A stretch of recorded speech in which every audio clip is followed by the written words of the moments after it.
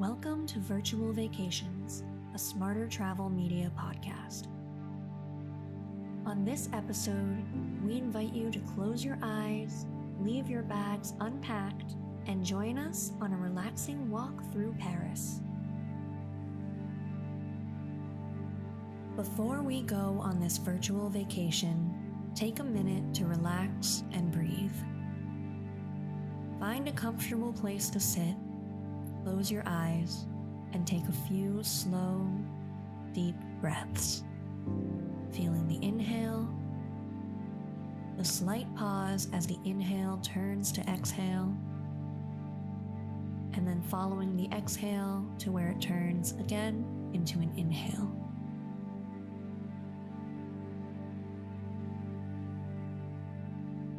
Starting with your feet and slowly working your way to your head, feel the muscles in your body relax. Here, there's enough space to take a pause and come into the moment. Let's begin our journey.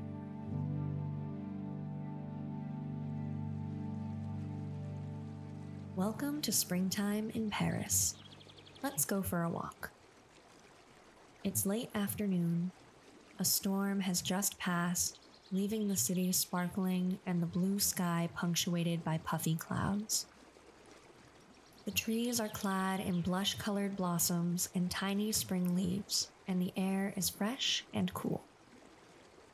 You're on the left bank of the Seine River, standing in a tiny park that most people miss as they wander by. The square René Viviani has everything you expect in a Paris park: groomed paths, a fountain, beds of colorful flowers, and benches where people stop to rest and admire the view. But it's also home to a few unusual and special things.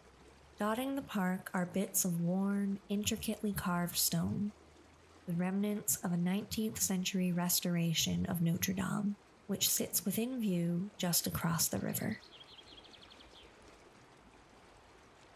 This small park is also home to the oldest tree in Paris.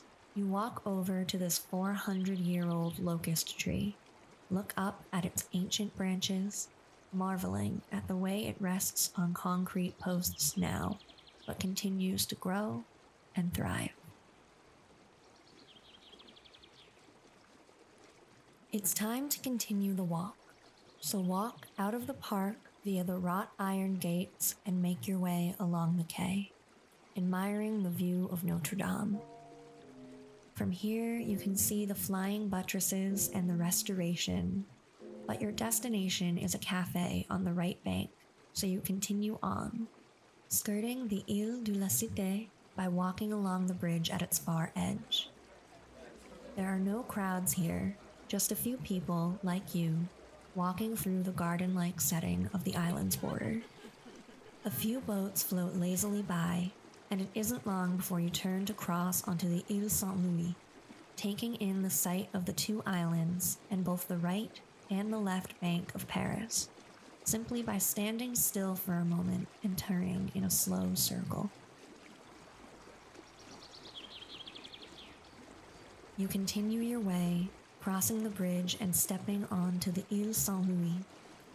You stroll by a restaurant and notice customers sitting outside again after the rain, settled into rattan chairs under the green awning, soaking up the late afternoon sun.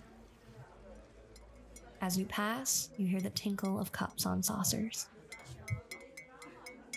Follow the narrow Rue Saint-Louis-en-l'Île, where the apartment buildings create a stately canyon.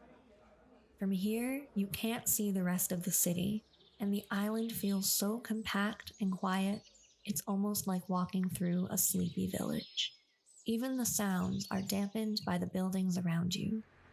For a moment, you hear only birds and the occasional faraway-sounding car. You slow down here, savoring a peaceful moment in the heart of this busy city, just enjoying being here in Paris on a walk on a beautiful day.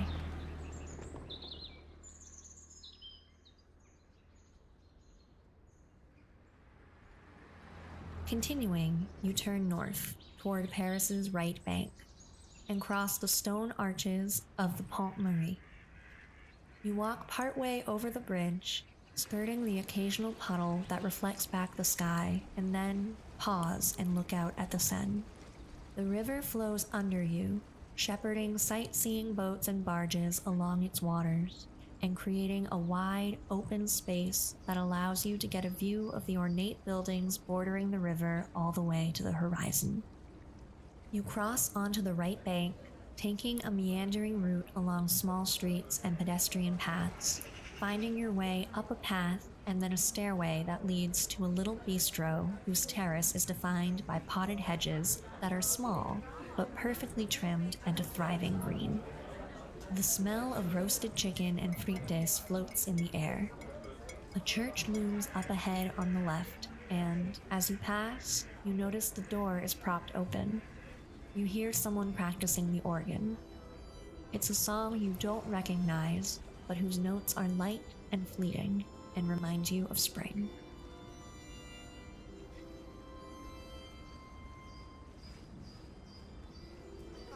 Up ahead, you watch as a laughing cluster of students cross the street and then turn a corner and disappear into the walled garden of a school.